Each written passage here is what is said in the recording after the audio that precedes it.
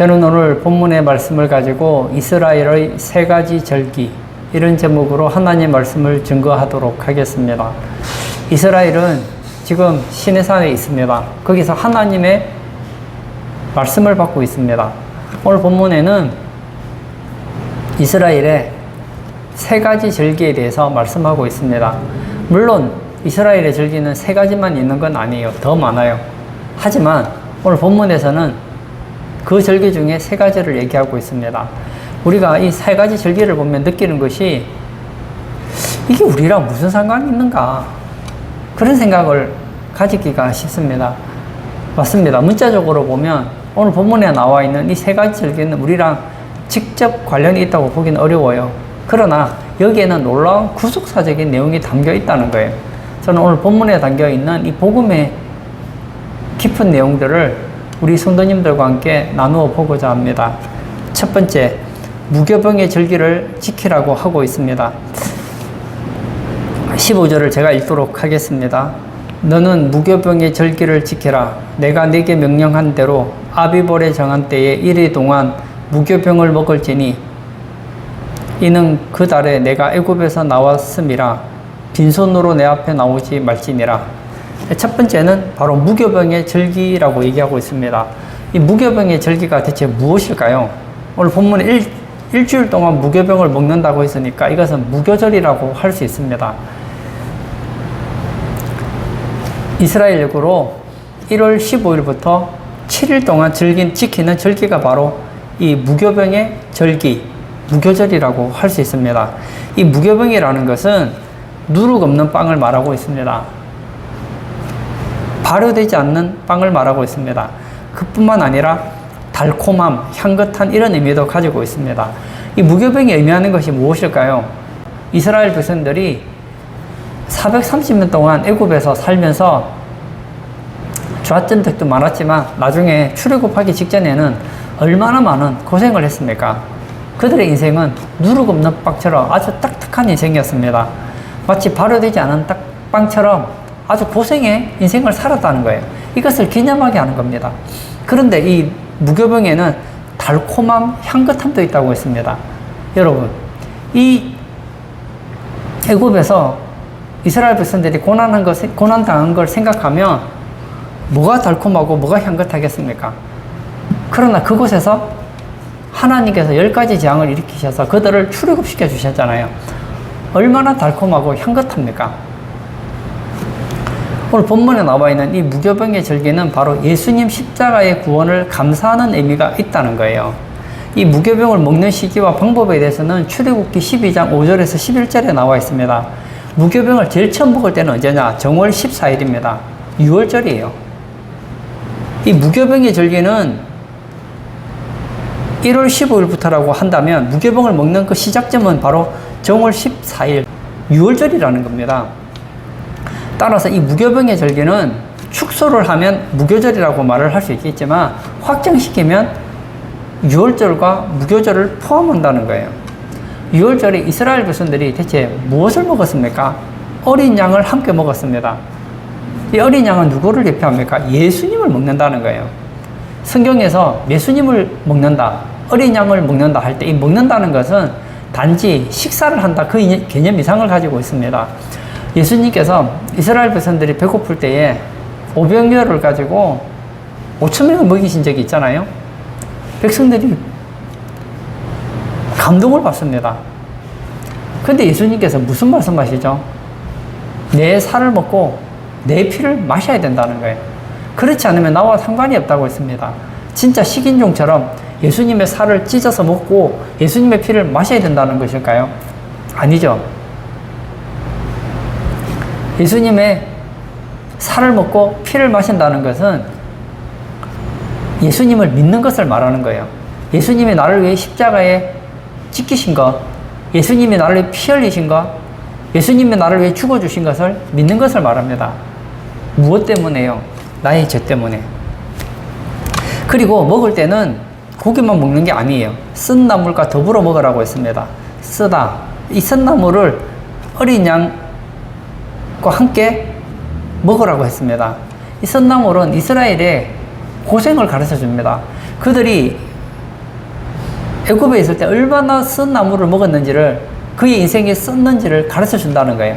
뿐만 아닙니다. 이것은 출애굽한 백성들의 삶을 또 예표적으로 보여주고 있습니다. 지금까지는 애굽의 왕 바로 때문에 힘들었다면, 이제는 내가 하나님을 섬기는 것 때문에 때때로는 쓴 나무를 먹을 수도 있다는 거예요. 예수 믿는 사람들이 그런 거 아닙니까? 우리가 예수 믿기 전에 우리는 대체 어떤 존재들이었습니까? 우리는 허물과 죄로 죽었던 자들이었습니다. 그리고 하나님과 원수였고 마귀의 종로로 타던 자들이었습니다. 마치 이스라엘 백성들이 애굽에서 바로왕에 의해서 종로로 당하고 고생하다가 죽는 것처럼 우리 인생들은 수고하고 무거운 짐진 인생이었습니다. 우리 인생은 마치 쓴나무를 먹는 그런 인생이었다는 거예요. 그런데 우리를 위해서 예수님이 오셨습니다. 예수님이 십자가에서 피 흘려주시고 우리를 구원해 주셨습니다. 얼마나 감사합니까? 수고하고 무거운 짐진 자들아 다 내게로 오라. 내가 너희를 쉬게 하리라. 얼마나 감사합니까? 근데 예수님께서 이상한 말씀을 계속 하세요. 내게 와서 내 짐을 지고 내게 배우라. 아니, 나는 이미 짐이 있다니까요. 짐이 있는데 짐을 벗겨준다고 말하지 않았어요. 그 짐을 그대로 지고 있고 내 짐까지 지래요. 지금도 힘든데 더 힘들게 해주겠다는 거예요. 내게 와서 배우라. 그리하면 너희 마음이 쉼을 얻을 것이라고 합니다. 여러분, 여기에 복음의 비밀이 있습니다. 예수님 믿고 나면 예수님 믿기 전에 당했던 어려움들이 없어지느냐? 없어지지 않습니다. 그대로 있습니다. 자, 저를 한번 예를 들어 볼까요? 제가 예수 믿기 전에 100억의 빚을 졌습니다. 빚 때문에 너무너무 스트레스를 받았어요. 예수님 믿고 나니까 얼마나 좋은지 몰라요. 그러면 제가 있던 100억의 빚은 없어졌을까요? 그대로 있다는 거예요. 우리 집에 말하던 아들이 있어요. 이 아들이 매일 사고를 쳐요. 가출을 해요. 집에 문제를 일으켜요. 그런 어느 날 내가 예수님을 믿었습니다. 얼마나 좋은지 몰라요. 그럼 제가 여쭤볼게요. 그러면 가출하던 그 아들, 우리 집에 문제투성이 그 아들이 달라진 겁니까? 달라진 건 하나도 없어요. 달라진 건 하나 있죠. 내가 예수님 믿었다는 것만 달라졌어요. 보세요. 제가 결혼을 해서 가정을 이루었습니다. 제게는 아내가 있어요. 근데 결혼하고 성격이 맞지 않아서 매일 티격태격 싸워요. 부부관계가 너무 나빠요. 요즘에는 대화도 하지 않아요. 그러던 어느 날 내가 예수님을 믿었어요. 얼마나 좋은지 모릅니다. 질문을 드릴게요. 내가 예수님 믿었어요? 아내와 관계가 좋아졌습니까? 내가 예수님 믿었을 뿐이지 문제가 달라진 건 하나도 없다고요. 여러분, 내가 예수님 믿었기 때문에 내 인생에 갑자기 뭐가 확 바뀔 거라고 생각하지 마세요. 예수님은 우리에게 현실적인 얘기를 합니다. 수고하고 무거운 짐진 자들아 다 내게로 오라. 와서 내 짐을 지고 내게 배우라. 그러면 환경은 달라지지 않았어요. 그러나 마음에 힘을 얻을 수는 있다는 거예요. 난 지금도 힘든데 이제 예수님 믿는다고 하나님이 기뻐하는 삶도 또 살아야 돼요. 이게 뭐죠? 쓴나물이라는 거예요. 근데 이스라엘 백성들이 원망할 필요는 없습니다. 그들이 이제 하나님의 인도를 받아서 광야에 나가죠. 이제 다른 것이 있죠. 전에는 내 인생은 내가 개척해 나가야 됐지만 이제는 하나님의 은혜가 있다는 거예요. 여러분, 예수님 믿고 나면 우리는 보통 사람이 아니에요. 우리는 하나님의 자녀예요. 전에는 내가 하나님께 기도해도 하나님이 내 기도를 듣지 않으시지만 이제는 기도하면 하나님이 내 기도를 들으신다니까요. 우리가 십자가의 구원을 받았다는 것은 내가 제 문제 해결되었구나. 예, 맞습니다. 그것도 맞지요. 더 큰 것은 하나님과 관계가 회복되었다는 거예요. 오늘 예배 참석하신 사랑하는 성도님, 하나님께서는 이스라엘 백성들에게 무교병의 절기를 지키라고 했습니다. 이 무교병은 우리의 과거의 삶을 생각나게 해줍니다. 나는 예전에 죄와 저주와 마귀 아래서 정말 고난의 떡을 먹었지. 그렇지만 이 무교병의 절기는 무엇을 가르쳐 줍니까? 그런 우리가 하나님의 은혜로 구원을 받았다는 거예요. 달콤하고 향긋한 인생을 갖게 되었다는 거예요. 이제는 하나님이 나를 구원해 주셨으니 얼마나 감사합니까? 이제는 내가 하나님을 위해서 살겠다는 거예요. 그렇게 살다 보면 어렵고 힘들 때도 있죠. 그래도 그 쓴나물을 먹는 것처럼 이제는 하나님을 위해서 고난을 기꺼이 감수하겠다는 것이 포함되어 있다는 거예요. 오늘 예배 참석하신 사랑하는 성도님, 이 무교병의 절기를 지키시기를 바랍니다. 어떻게 지켜야 될까요? 예수님이 나를 위해 구원해 주신 것에 대해서 감사하고 이제 내가 예수님을 위해 살겠다는 그런 마음, 마지못해 하는 그런 마음이 아니라 감사한 마음으로 사시는 복된 성도님 다 되시기를 축복합니다.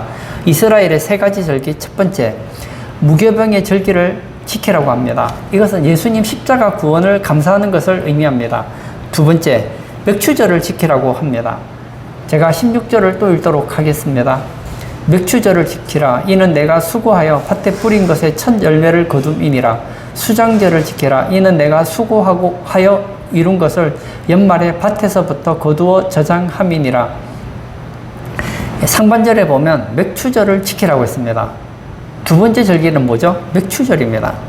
맥추절을 지키는데 어떻게 지키라고 합니까? 이는 내가 수고하여 밭에 뿌린 것의 첫 열매를 거둠이니라. 가나안 땅에 가서 앞으로 이스라엘 백성들이 가나안 땅에 가겠죠. 광야에서 농사를 지을 수는 없으니까요. 가나안 땅에 가 농사를 지었어요. 그래서 수고하여 밭에 뿌린 것의 첫 열매를 거두면 맥추절을 지키라는 거예요.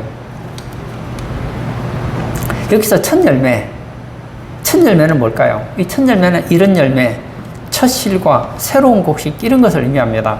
완전히 새로운 거예요. 이것은 교회에 성령님 보내주심을 감사하는 것을 의미합니다. 여러분, 우리의 과거와 현재와 미래를 한번 생각해 보세요. 우리의 과거는 어떤 삶이었습니까? 죄의 종로로 타던 삶이었습니다. 그런 우리를 하나님께서 예수님의 십자가로 구원해 주셨어요.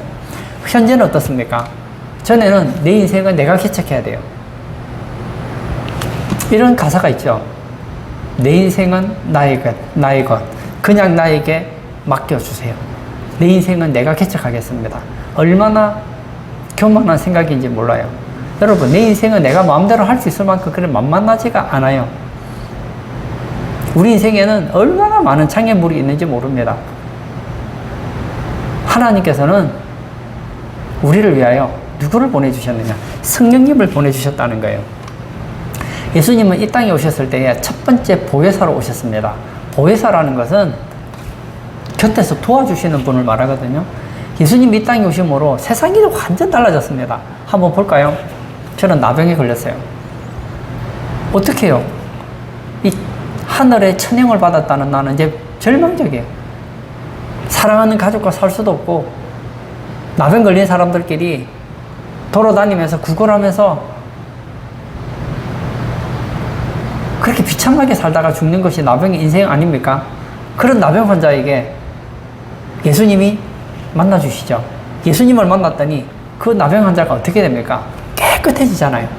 앞을 보지 못하던 사람이 앞을 보고 듣지 못하던 사람들이 듣고 귀신 들린 자가 깨끗해지고 하나님께서 예수님을 우리에게 보혜사로 보내주심으로 해서 예수님을 만난 인생이 완전 달라지는 거예요.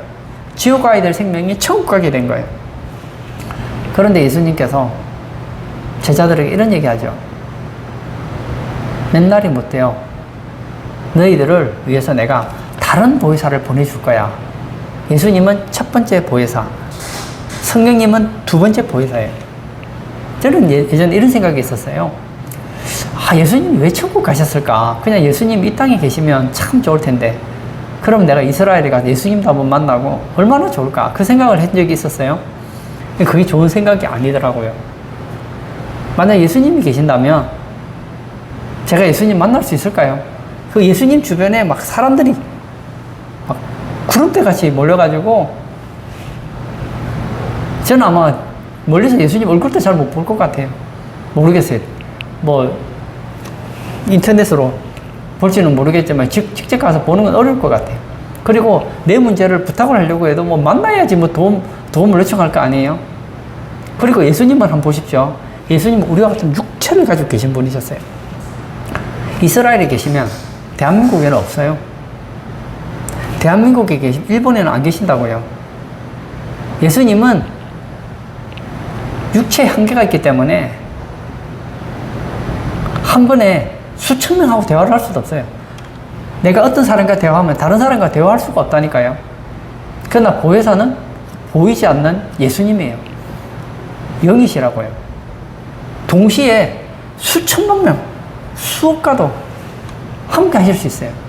이제 내 곁에서 나와 함께 내 위에서 내게 은혜를 베풀어 주시고 내 삶을 인도해 주신다는 거예요. 그 성령님이 우리 안에서 무엇을 맺게 하십니까? 열매를 맺게 하시는 거예요.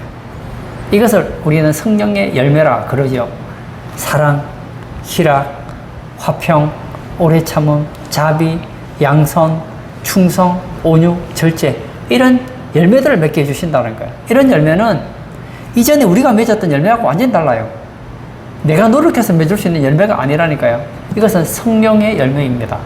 이스라엘 백성들이 가나안 땅에 가서 첫 열매를 거두죠. 우리가 예수님 믿고 나면 이제 성령님이 우리 안에서 나의 삶을 통해서 열매를 맺게 하십니다. 그 열매가 뭐라고요? 바로 첫 열매라는 거예요. 그러므로 첫 열매를 거둔 그 기념으로 맥추절을 지키라는 거예요. 실제로 이 맥추절은 성령님과 굉장히 연관이 있습니다. 보십시오.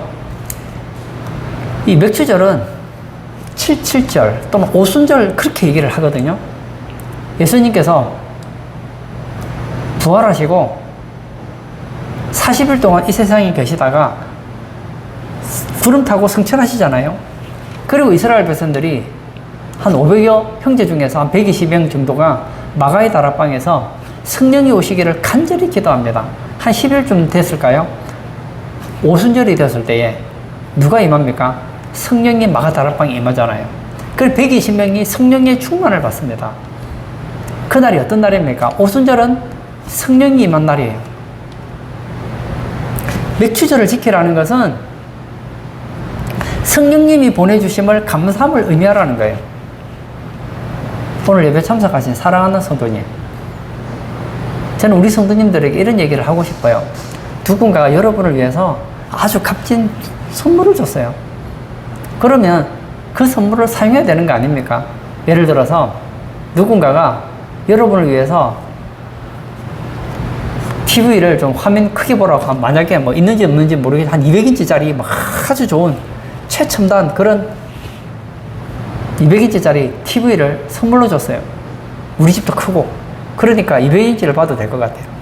그런데 나는 20년 전에 산 아주 조그만한 그런 낡고 화면도 잘 나오지 않는 그런 TV를 보고 있다면 내게 그렇게 값비싼 TV를 선물해 준 사람들에게는 감사할지 모르겠지만 실제로 그게 나에게는 아무 유익이 없는 거 아닙니까?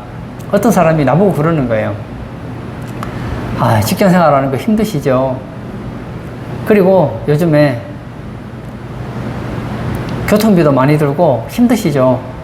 제가 당신을 위해서 2억짜리 최첨단 자가용을 선물로 해드리겠습니다.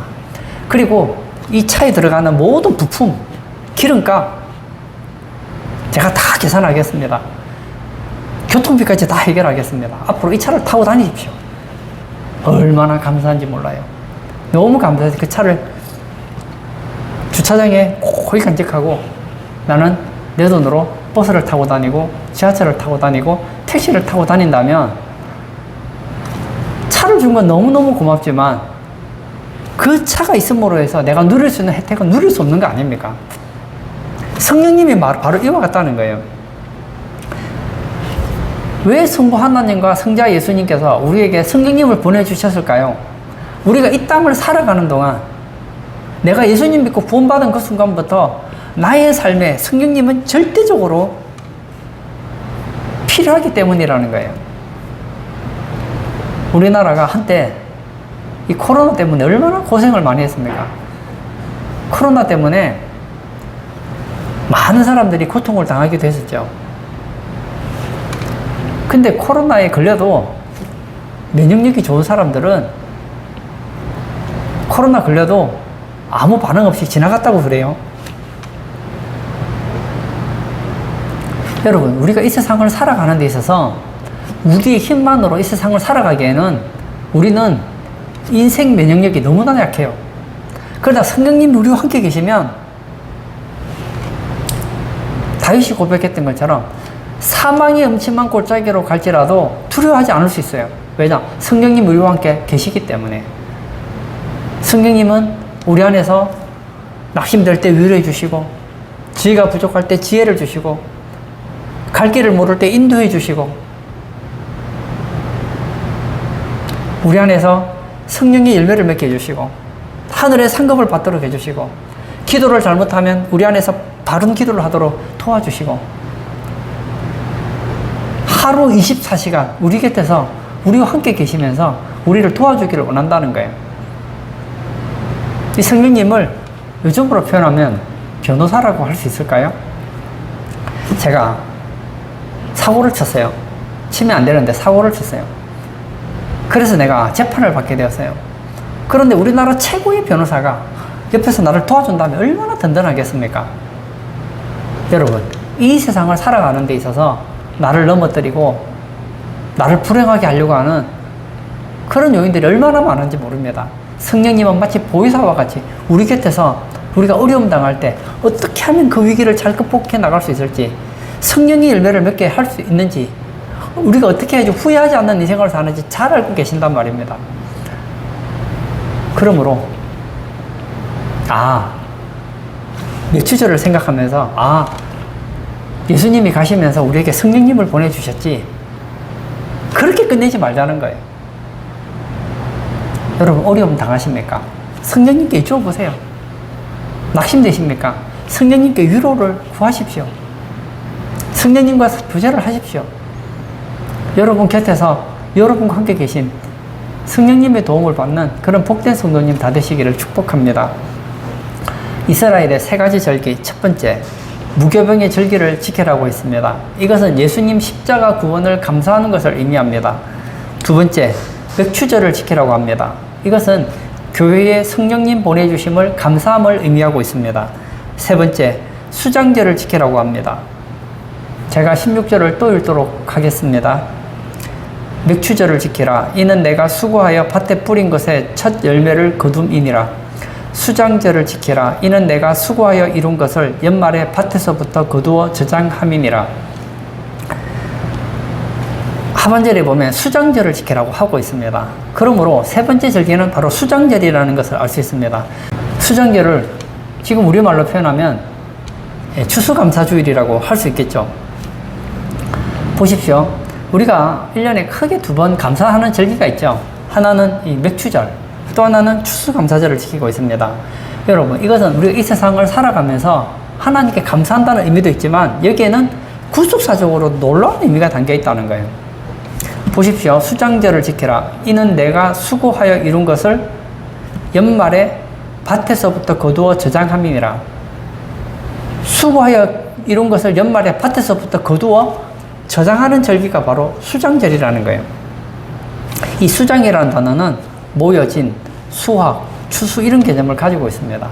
여러분, 이 수확, 추수 하면 생각나는 거 있지 않습니까? 마지막 예수님께서 이 땅에 재림하셔서 이 땅에 천국을 만들어 주시는 것을 의미하고 있다는 거예요. 다시 말하면 재림 천국에 대해서 감사하는 의미가 담겨 있다는 거예요. 여러분, 우리가 이 땅을 살아가고 있죠. 예수님 믿는 사람은 우리의 삶이 천국이에요. 부분적으로 누리고 있지만 정확하게 말하면 천국의 지점을 부분적으로 누리고 있지만 이건 본점은 아니에요. 그러나 나중에 온 천하의 땅끝까지 복음이 전파되어서 예수 믿을 사람이 다 예수 믿고 나면 예수님께서 이 땅에 다시 강림하세요. 그러면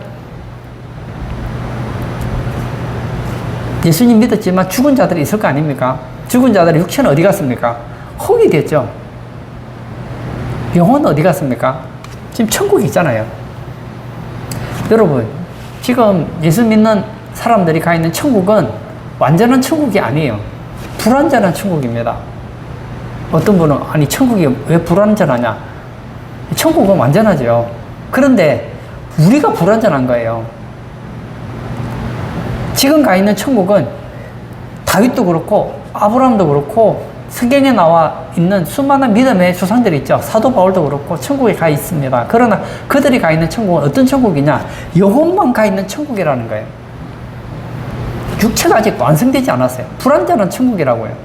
그러나 예수님이 이 땅에 다시 강림하시면 죽은 자들이 살아납니다. 천국에 있는 그 영혼과 육체의 흙이 만나서 부활체가 되어 예수님과 같이 변화된다고요. 호련히 변화됩니다. 살아있는 사람은, 예수님이 이 땅에 다시 올 때 살아있는 사람도 있겠죠. 살아있는 사람은 산채로 부활하게 됩니다. 그럼 이 땅이 어떻게 된다고요? 천국이 된다니까요. 감사하지 않아요? 추수 때가 되면 알곡을 모아서 곡간에 드리고 쭉정이를 모아서 어떻게 합니까? 불에 태우죠. 이 땅에서 1000년 동안 우리가 왕노릇을 합니다. 그때가 되면 예수님 믿지 않는 사람들은 정말 죄송하지만 그분들은 아마 제 얘기를 듣기 싫어할 거예요. 예수 믿지 않는 사람들은 죄송하지만 그냥 죽임을 당해요. 다 죽었어요. 그리고 어디 갑니까? 다 영혼은 다 지옥에 가 있는 거예요. 그리고 이 땅에 1000년 동안 왕노릇 하고 나면 예수님께서 이제는 심판을 하십니다. 예수 믿는 사람은 상급 심판을 받게 될 것이고 예수 믿지 않는 사람들은 지옥 심판을 받게 될 거예요. 여러분, 지금 예수 믿지 않는 수많은 사람들이 지옥에 가 있습니다. 근데 그 지옥은 불완전한 지옥이에요. 왜 불완전한지 아십니까? 영혼만 가 있거든요. 나중에 심판을 받게 되면 죽었던 자들이 영혼이 하나가 되어서, 육체와 하나가 되어서 부활합니다. 그 상태로 불과 유황으로 타는 못, 영원히 꺼지지 않는 bus에 심판을 받게 되어서 영원한 행복을 받게 된다고요. 마치 추수할 때가 되면 추수를 해서 좋은 것은 거두어들이고 나쁜 것은 불태워버리는 것처럼 하나님 앞에서 예수 믿지 않는 사람들은 마치 쭉정이 같은 사람들이어서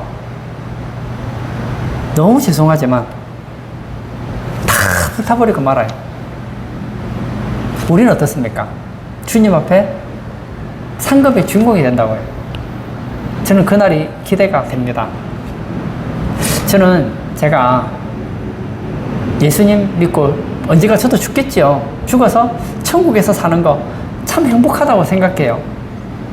그러나 그것보다 더 행복한 날이 있습니다. 예수님께서 재림하셔서 영혼과 육체가 함께 천국을 누리는 그 산말입니다. 그때가 언제라고요? 바로 수장절이라는 거예요. 오늘 예배 참석하신 사랑하는 성도님, 저는 우리 성도님들이 이 수장절을 기억하시고 지키시기를 바랍니다. 예수님은 다시 오신다. 예수님이 다시 오시면 우리는 몸이 변화되어서 부활체로서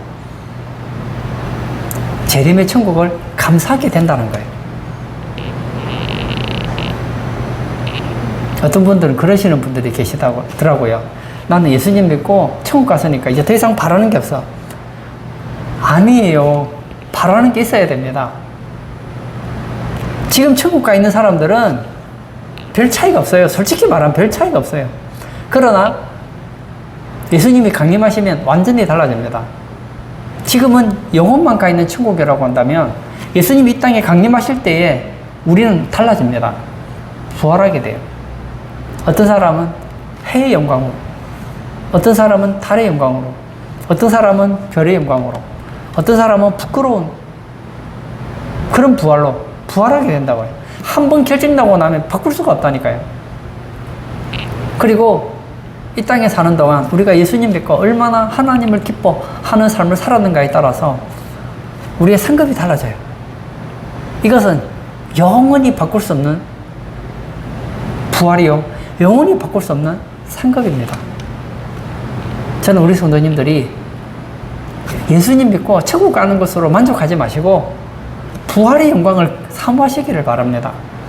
우리도 예수님처럼 해의 영광, 달의 영광, 별의 영광 누려야 되지 않겠습니까? 세상에서도 대통령이 되었다. 얼마나 영광스럽습니까? 그 영광이 5년밖에 안 가요. 말단 직원이 회사의 사장이 되었다. 얼마나 영광스럽습니까? 운동선수가 올림픽에 나가서 금메달을 땄다. 얼마나 영광스럽습니까? 온 나라에서 영광이 아닙니까? 그 영광 얼마 가지 않아요. 저는 이 부활의 영광이 대체 어떤 것인지 잘 모르겠어요. 그러나 한 가지 확실한 것은 있습니다. 이 세상에서 사람들이 누릴 수 있는 그 영광과 비교되지 않는 그 영광이 바로 부활의 영광이라는 거예요. 주님 오실 때가 가깝습니다. 이제 얼마 지나지 않으면 추수의 때가 옵니다. 수장제를 지키게 될 거예요. 이 수장제는 예수님이 이 땅에 재림하셔서 천국 주심을 감사함을 의미합니다. 우리는 이 땅에 살지만 우리의 마음은 천국이어야 돼요. 결론을 짓고자 합니다. 하나님께서는 이스라엘 백성들에게 3가지 절기를 지키라고 하십니다. 그들은 절기를 지킵니다. 어떤 절기요? 무교병의 절기, 맥추절의 절기, 수장절의 절기를 지킵니다. 우리도 지켜야 돼요. 우리는 문자적으로 지킬 필요는 없습니다. 이 본문에 담겨있는 구속사적인 영적인 의미로 한번 지켜보자는 거예요. 예수님이 십자가에서 나를 구원해 주신 그 구원에 대해서 감사하는 마음을 가지고 살아간다면 여러분은 무교병의 절기를 지키는 사람입니다. 여러분들이 성령님과 동행하고 성령 안에서 하나님이 기뻐하는 성령의 열매를 맺는 삶을 살아간다면 여러분들은 맥추절을 지키는 사람들입니다. 여러분들이 주님이 다시 재림했을 때 부활의 영광으로 상급의 주인공으로 천국을 누릴 수 있다면 여러분은 수장절을 지키고 있는 거예요. 우리 성도님들은 과거에도 현재에도 미래에도 하나님의 은혜 가운데서 참으로 복된 인생 사는 그런 성도님 되시길 주의 이름으로 축복합니다. 이 시간 한번 같이 기도하기를 원합니다. 이 이스라엘의 3대 절기는 예수 믿는 사람의 과거와 현재와 미래를 가르쳐 줍니다. 우리 성도님들은 예수님 믿는 것 때문에 감사하고 계십니까? 여러분들은 성령님이 여러분과 함께 계시는 것 때문에 정말 감사하고 계십니까? 여러분이 죽거나 아니면 예수님이 이 땅에 오실 때 우리는 천국에 가게 될 거예요. 천국에서 영원히 살게 될 거예요. 그 천국에 대해서 앞으로 여러분들이 누리게 될 천국에 대해서 감사하고 계십니까? 그렇다면 여러분은 수장절을 지키고 있는 거예요. 이 시간 기도할 때 하나님, 나의 과거도 감사요, 나의 현재도 감사요, 나의 미래도 감사하기를 원합니다. 항상 나의 삶이 예수님의 십자가로 인하여 성령님으로 인하여 천국으로 인하여 감사하는 삶이 되게 해달라고 우리 다 같이 기도하도록 하겠습니다.